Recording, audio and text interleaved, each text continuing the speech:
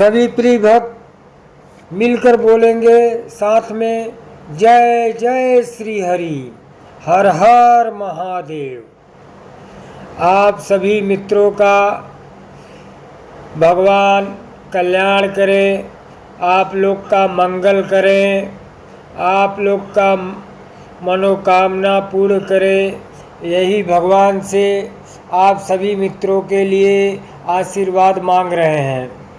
आज का कथा समुद्र मंथन में से निकले 14 रत्नों में छिपा है लाइफ मैनेजमेंट। समुद्र मंथन से भगवान धन्वंतरी प्रकट हुए थे। समुद्र मंथन से धन्वंतरी के साथ अन्य रत्न भी निकले थे। आज हम आपको समुद्र मंथन की पूरी कथा, उसमें छिपे लाइफ मैनेजमेंट के सूत्रों के बारे में बता रहे हैं। आप सभी मित्रों से निवेदन है, कमेंट, लाइक, शेयर करना न भूलें। आइए इस कथा को पूर्ण श्रवण करते हैं। धर्म ग्रंथों के अनुसार एक बार महर्षि दुर्वासा के श्राप के कारण स्वर्ग श्रीहीन ऐश्वर्य, धन, वैभव आदि हो गया। तब सभी देवता भगवान विष्णु के पास गए। भगवान विष्णु ने उन्हें असुरों के साथ मिलकर समुद्र मंथन करने का उपाय बताया और ये भी बताया कि समुद्र मंथन को अमृत निकलेगा, जिसे ग्रहण कर तुम अमर हो जाओगे। यह बात जब देवताओं ने असुरों के राजा बलि को बताई तो वे भी समुद्र मंथन के लिए तैयार हो गए। वासुकी नाग की नेति बनाई गई और मंदराचल पर्वत की सहायता से समुद्र को मथा गया।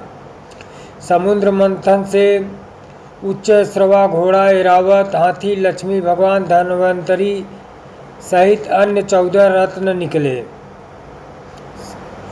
समुद्र मंथन को अगर लाइफ मैनेजमेंट के नज़रिए से देखा जाए तो हमें पाएंगे कि सीधे सीधे किसी को अमृत परमात्मा नहीं मिलता।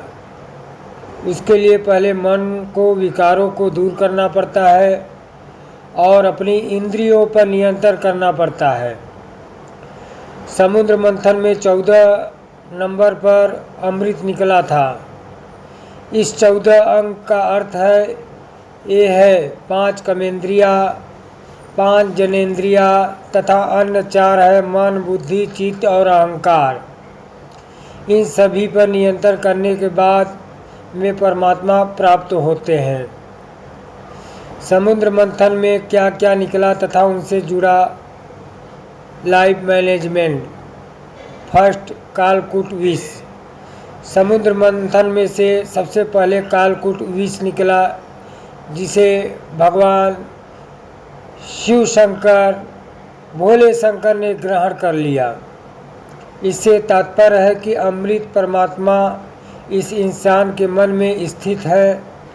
अगर हमें अमृत की इच्छा है तो सबसे पहले हमें अपने मन को मथना पड़ेगा।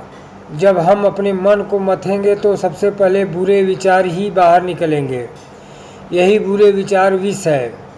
हमें इन बुरे विचारों को परमात्मा को समर्पित कर देना चाहिए और इनसे मुक्त हो जाना चाहिए। दूसरा, कामधेनु। समुद्र मंथन में दूसरे क्रम में निकली कामधेनु वह अग्निहोत्र यज्ञ की सामग्री उत्पन्न करने वाली थी, इसलिए ऋषियों ने उसे ग्रहण कर लिया। कामधेनु प्रतीक है मन की निर्मलता की, क्योंकि विष निकल जाने के बाद हम मन निर्मल हो जाता है। ऐसे स्थिति में ईश्वर तक पहुंचना और भी आसान हो जाता है। तीसरा है उच्च श्रवा, घोड़ा। समुद्र मंथन के दौरान तीसरे नंबर पर उच्च श्रवा घोड़ा निकला। इसका रंग सफ़ेद था। इसे असुरों के राजा बलि ने अपने पास रख लिया। लाइफ मैनेजमेंट की दृष्टि से देखें तो उच्च श्रवा घोड़ा मन की गति का प्रतीक है। मन की गति ही सबसे अधिक मानी गई है। यदि आपको अमृत परमात्मा चाहिए तो अपने मन की गति पर विराम लगाना होगा, तभी परमात्मा से मिलन संभव है। चौथा है ऐरावत हाथी। समुद्र मंथन में चौथे नंबर पर ऐरावत हाथी निकला। उसके 4 बड़े बड़े दांत थे, उनकी चमक कैलाश पर्वत से भी अधिक थी। ऐरावत हाथी को देवराज इंद्र ने रख लिया है। ऐरावत हाथी प्रतीक है बुद्धि का, और उसके 4 दांत लोभ, मोह, वासना और क्रोध का।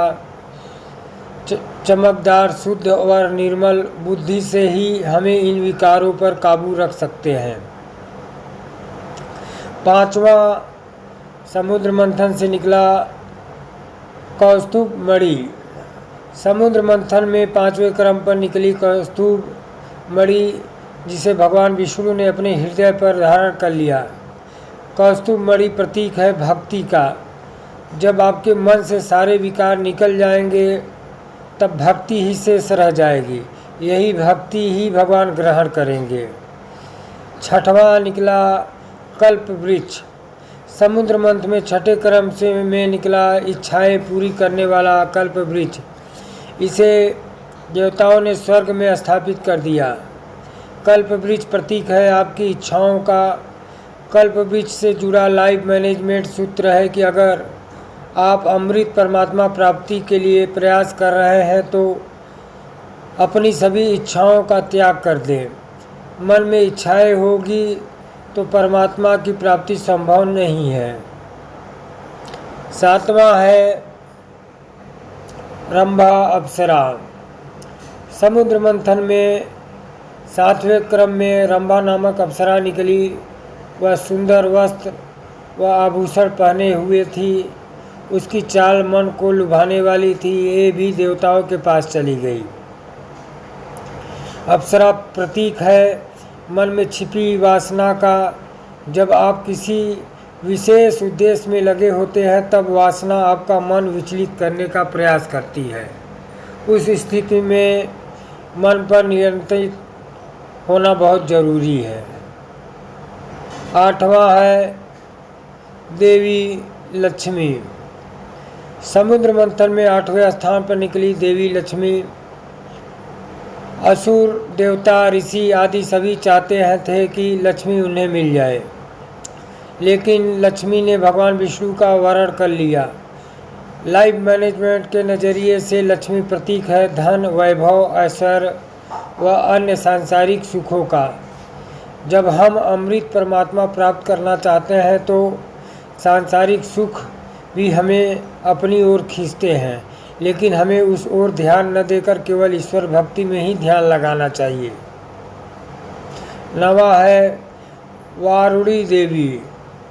समुद्र मंथन से 9वें क्रम में निकली वारुणी देवी। भगवान की अनुमति से इसे दैत्यों ने ले लिया।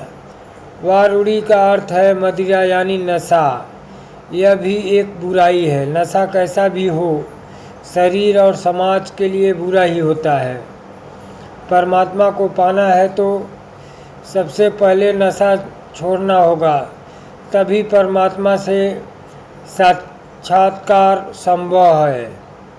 नशा तो छोड़ना ही पड़ेगा सभी को भैया लोगे, तब परमात्मा को आप लोग पाएंगे। 10वां नंबर भैया लोगे है चंद्रमा। समुद्र मंथन में 10वें क्रम में निकले चंद्रमा। चंद्रमा को भगवान शिव ने अपने मस्तक पर धारण कर लिया। चंद्रमा प्रतीक है शीतलता का, ठंडक का। जब आपका मन बुरे विचार, लालच, वासना, नशा आदि से मुक्त हो जाएगा, उस समय वह चंद्रमा की तरह शीतल हो जाएगा। परमात्मा को पाने के लिए ऐसा ही मन चाहिए, सफा हृदय, सफा। ऐसे मन वाले भक्त को ही अमृत परमात्मा प्राप्त होता है।